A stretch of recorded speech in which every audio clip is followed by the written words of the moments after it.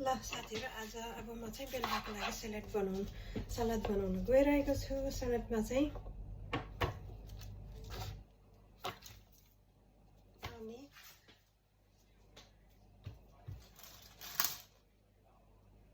Plus तातो कोपी छ। अहिले म यो देखाउँछु, खोलिरहनु ज्याउ लाग्यो। अनि यसै गरेर सलादको लागि रेडी भयो, बनाएर नि देखाउनेछु। 1 2 3 हेर्नुहोस् ल, चट काटिन्छ। यसरी काट्यो, सर्ट काट्नु, मसिनो काट्नु पर्दैन यसलाई चाहिँ, किनभने र खाने हो नि त। यो चाहिँ अघिको सलाद र मैले काट्दै थिएँ नि, फाइनली यस्तो मिठो हुन्छ कि यो चाहिँ विन्टरमा त यसलाई 1 हप्ता राख्दा नि बिग्रिँदैन, किनकि एकदम यो गरेको। यो सालमन चाहिँ मैले ओभनमा बनाएको हो, मजाले घिउहरू हालिवरी। अब होटलमा गएर चाहिँ नि यहाँनिर डेनिसकोमा 1 पिस मागेर अलिकति आलु यो फ्रान्चाइज माग्यो भनेदेखि नै परिहाल्छ 80-90 यहाँको क्रोनर। अनि अरूकोमा गएर माग्यो भने त जान्छ र के भनेर निकै महँगै भनिहाल्छ। अनि यहाँ चाहिँ मैले चामल अनि आलु चाहिँ एकै ठाउँ उसिनेको छु, किनभने यो चाहिँ एकदमै सर्टकट मेथडबाट बनाएको। म चाहिँ प्रायः जस्तो नि एक्लै म चाहिँ यो मेथड गरेर चाहिँ सजिलो लाग्छ। अनि यो दाल चाहिँ अघि बिहान नै पकाएको थिएँ, यो चाहिँ चनाको दाल। बिहान चाहिँ मैले दाल र मकैको रोटी खाएको। अनि यो बिहानकै अचार हो। अब यसलाई चाहिँ सन्काउन गइरहेको छु। ल त इन्जोय। अब चाहिँ अघिको सलाद देखाएको थिएँ नि, काटेर पनि रेडी भइसक्यो। तपाईँहरूलाई कस्तो लाग्यो? यो चाहिँ गेन्टहरू सबै हालेको छु। यहाँ तपाईँहरूले देख्नुहुन्छ, यहाँ मिनिमम 7-8 भन्दा बढी टाइपको अब फ्रुटहरूदेखि लिएर भेजिटेबल मात्रै नभएर फ्रुटहरू पनि मैले एकदम फ्रेस फ्रुटहरू पनि हालेको, जस्तै भयो ग्रेप्स अनि पोमेग्रेनेट अथवा लाक्सलाई चाहिँ यसरी के भन्छ भने रोस्ट गर्छु। यहाँ मैले हल्का पानी पनि हाल्नुपर्छ, डढ्दैन, राम्रो यो हुनको लागि चाहिँ। अनि बदाम, काजु र आलमन्ड पनि हल्का लाउनु मनपर्छ, यसको टेस्ट मिठो हुन्छ। अरूलाई मन पर्दैन, तर म चाहिँ यसरी जब योहरू गर्छु नि ओभनमा लाएर बनाउँदाखेरि चाहिँ प्रायः जस्तो म सबैमा आलमन्ड र काजु चाहिँ लगाएको हुन्छु। एक प्रकारको टेस्ट हुन्छ कि। तपाईँहरू कसरी बनाउनुहुन्छ? म चाहिँ यसरी तेलमा डुबाइरहनु भन्दाखेरि चाहिँ यसरी बनाएको हेल्दी हुन्छ नि त, हेल्दी इनफ। ल साथीहरु आज अब म चाहिँ बेलुकाको लागि सलाद बनाउन गइरहेको छु। सलादमा चाहिँ अनि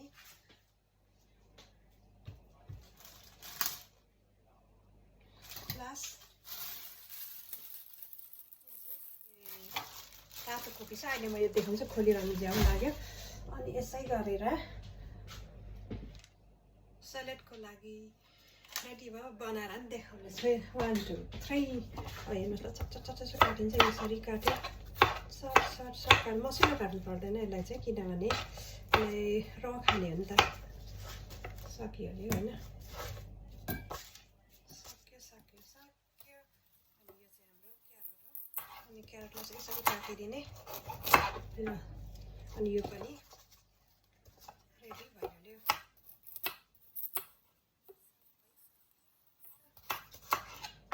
यसो गरेर बनाउँदाखेरि भइहाल्छ नि। ल सकिनु लाग्यो। अब चाहिँ अघिको सलाद देखाएको थिएँ नि, काटेर पनि रेडी भइसक्यो। तपाईँहरूलाई कस्तो लाग्यो?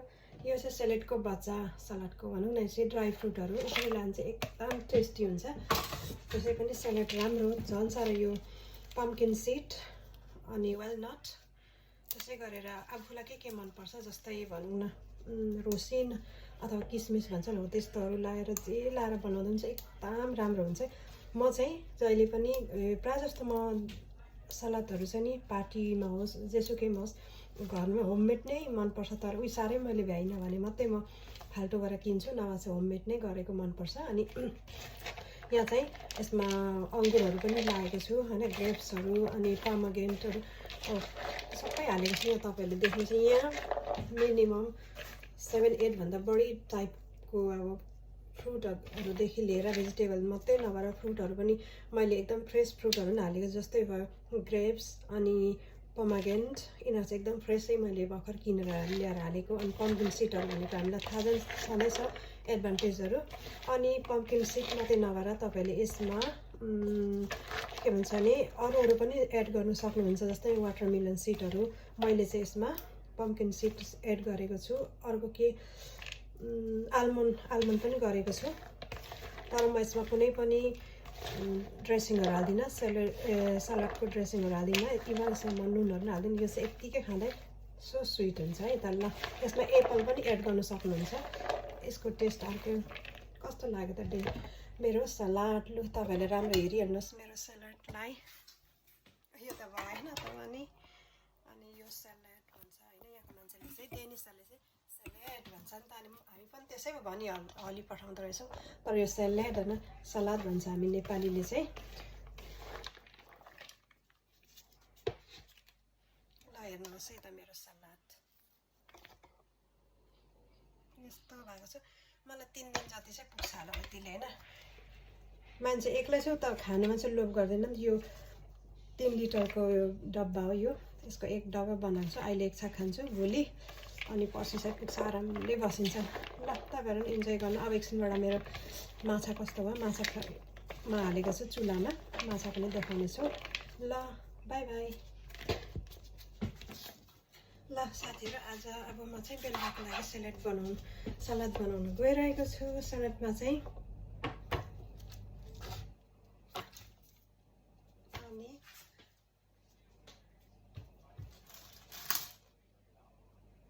प्लस तातो कोपी छ। अहिले म यो देखाउँछु, खोलिरहनु ज्याउ लाग्यो। अनि यसै गरेर सलादको लागि रेडी भयो, बनाएर पनि देखाउने छु। 1 2 3 अब हेर्नुहोस् ल, चट्ट काटिन्छ। यसरी काट्यो, सर्ट मसिनो काट्नु पर्दैन यसलाई चाहिँ, किनभने र खाने हो नि त। सकिहाल्यो होइन, सक्यो। अनि यो चाहिँ हाम्रो क्यारट हो। अनि क्यारटलाई चाहिँ यसरी काटिदिने। ल अनि यो पनि रेडी भइहाल्यो।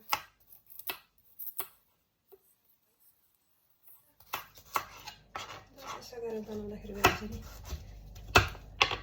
ल सकिनु लाग्यो। यो चाहिँ अघिको सलाद हो, मैले काट्दै थिएँ नि, फाइनली भएको। यस्तो मिठो हुन्छ कि यो चाहिँ विन्टरमा त यसलाई 1 हप्ता राख्दा पनि बिग्रिँदैन, किनकि एकदम यो गरेको। यो सालमन चाहिँ मैले ओभनमा बनाएको हो, मजाले घिउहरू हालिवरी। अब होटलमा गएर चाहिँ नि यहाँनिर डेनिसकोमा 1 पिस मागेर अलिकति आलु यो फ्रान्चाइज माग्यो भनेदेखि नै परिहाल्छ 80-90 यहाँको क्रोनर। अनि अरूकोमा गएर माग्यो भने त जान्छ र के भनेर निकै महँगै भनिहाल्छ। अनि यहाँ चाहिँ मैले चामल अनि आलु चाहिँ एकै ठाउँ उसिनेको छु, किनभने यो चाहिँ एकदमै सर्टकट मेथडबाट बनाएको। म चाहिँ प्रायः जस्तो नि एक्लै म चाहिँ यो मेथड गरेँ भने चाहिँ सजिलो लाग्छ। अनि यो दाल चाहिँ अघि बिहान नै पकाएको थिएँ। यो चाहिँ चनाको दाल। बिहान चाहिँ मैले दाल र मकैको रोटी खाएको। अनि यो बिहानकै अचार हो। अब यसलाई चाहिँ सन्काउन गइरहेको छु।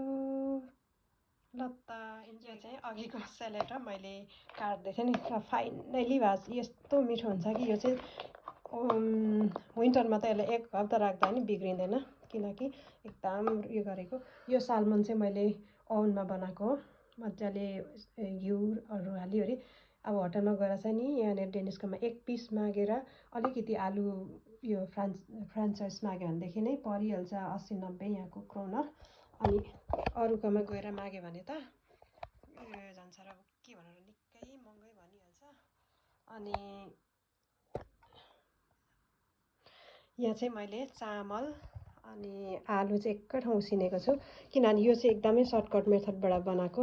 म चाहिँ प्रायः जस्तो नि एक्लै म चाहिँ यो मेथड गरेँ भने चाहिँ सजिलो लाग्छ। अनि यो दाल चाहिँ अघि बिहान नै पकाएको थिएँ। यो चाहिँ चनाको दाल। बिहान चाहिँ मैले दाल र मकैको रोटी खाएको। अनि यो बिहानकै अचार हो। अब यसलाई चाहिँ सन्काउन गइरहेको छु। ल त यो चाहिँ अघिको सलाद हो, मैले काट्दै थिएँ नि, फाइनली भएको। यस्तो मिठो हुन्छ कि यो चाहिँ विन्टरमा त यसलाई 1 हप्ता राख्दा पनि बिग्रिँदैन, किनकि एकदम यो गरेको। यो सालमन चाहिँ मैले ओभनमा बनाएको हो, मजाले घिउहरू हालिवरी। अब होटलमा गएर चाहिँ नि यहाँनिर डेनिसकोमा 1 पिस मागेर अलिकति आलु यो फ्रान्चाइज माग्यो भनेदेखि नै परिहाल्छ 80-90 यहाँको क्रोनर। अनि अरूकोमा गएर माग्यो भने त जान्छ र के भनेर निकै महँगै भनिहाल्छ। अनि यहाँ चाहिँ मैले चामल अनि आलु चाहिँ एकै ठाउँ उसिनेको छु, किनभने यो चाहिँ एकदमै सर्टकट मेथडबाट बनाएको। म चाहिँ प्रायः जस्तो एक्लै म चाहिँ यो मेथड गरेँ भने चाहिँ सजिलो लाग्छ। अनि यो दाल चाहिँ अघि बिहान नै पकाएको थिएँ, यो चाहिँ चनाको दाल। बिहान चाहिँ मैले दाल र मकैको रोटी खाएको, अनि यो बिहानकै अचार हो। अब यसलाई चाहिँ सन्काउन गइरहेको छु। ल त इन्जोय गाइस। 3 लिटरको यो डब्बा हो यो, यसको एक डब्बा बनाएको छु। अहिले एक छाक खान्छु, भोलि अनि पर्सि चाहिँ पुग्छ, आरामले बसिन्छ।